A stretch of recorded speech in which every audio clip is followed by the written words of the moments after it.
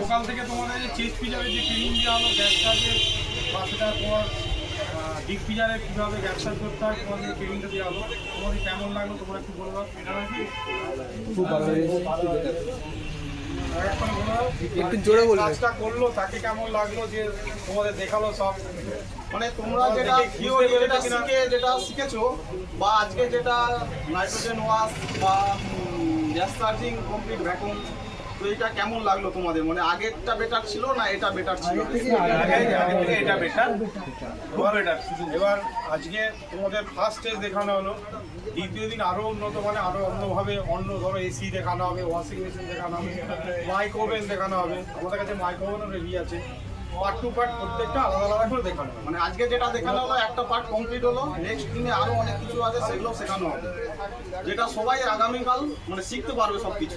সবাইকে সব কিছু শিখতে হবে, শুধু ডিপ ফ্রিজ শিখলাম, এখানে ওয়াশিং মেশিন শিখতে হবে, এখানে এসি শিখতে হবে, মাইক্রোওভেন শিখতে হবে, সিঙ্গেল ডোর ফ্রিজের গ্যাসটা শিখতে হবে।